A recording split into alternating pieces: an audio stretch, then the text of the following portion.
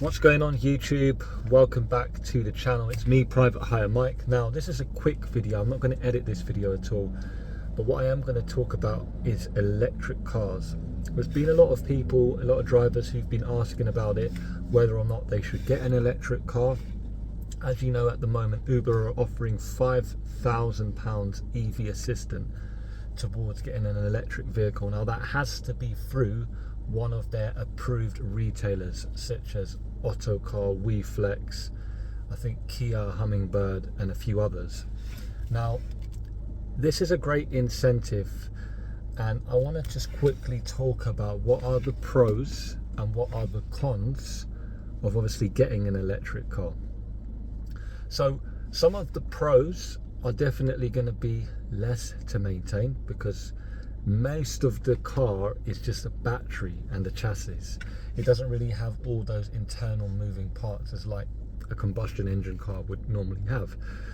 So it's going to be a little bit less to maintain, but then the flip side to that is the initial purchase price is going to be a lot higher than a standard car. So for example, if you get a electric Golf versus a combustion Golf, let's just say for argument's sake, the electric one is going to have a higher purchase value initially. The second thing to consider when it comes to electric cars is definitely going to be range. So all different electric cars have a different range. Okay, some of them come in at about 120, like a Nissan Leaf, and then you've got some of the bigger cars like Teslas that go up to like 350. Okay, so you need to decide how many miles on average are you going to be doing a day. If you're an Uber driver and you're working around London, maybe 150 is enough, maybe 200.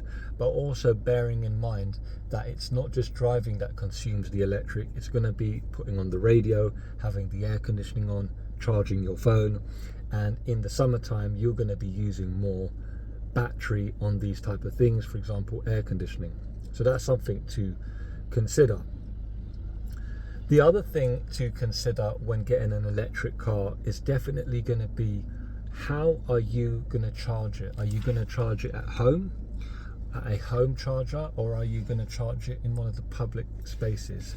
Now, I don't know the exact price of how much it costs at the moment to charge it on one of these public chargers, but I have spoken to a few drivers, and on average they're saying for like an average car, like let's say a VW i3 or something like that, it's costing them on average 40 to 50, 60 pounds a charge, right? And that might give them up to 250, 300 miles.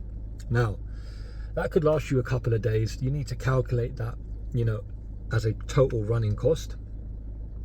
And you need to consider as well that having a home charger is actually a lot cheaper for the time being. So I feel that one of the reasons why I'm not getting an electric vehicle is because I don't have a home charger. So I'm going to be paying more money per kilowatt. Now the government are looking to install a lot more infrastructure for these electric charging points. You'll need to do your research and see how much it's going to cost you, and if you've got a home that can maybe put one in, it might be a great investment. Another thing to consider with electric vehicles is that the technology is rapidly changing, and that is why these cars lose value very quickly, because every year or even every month new companies are coming out with their own electric cars. So when you buy the car, it's going to drop in value quite rapidly. The technology is changing. I mean, we don't even know what the longevity of these electric cars are. I know there's a huge push from the government, and obviously Uber are then pushing that onto the drivers. You know, they are very sort of desperate to get us on board. And I believe by the year 2030, correct me if I'm wrong, they want all cars to be electric within London. So these are all things to consider. And you know, for me personally, I prefer to have a combustion car. I just like the ability to be able to just go to a petrol station to fill up.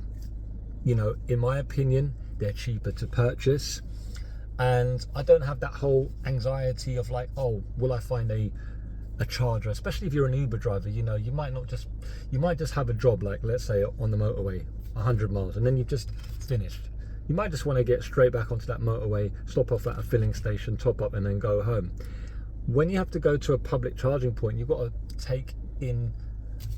consider that you've got to take time to do those things, and that's going to add up over time.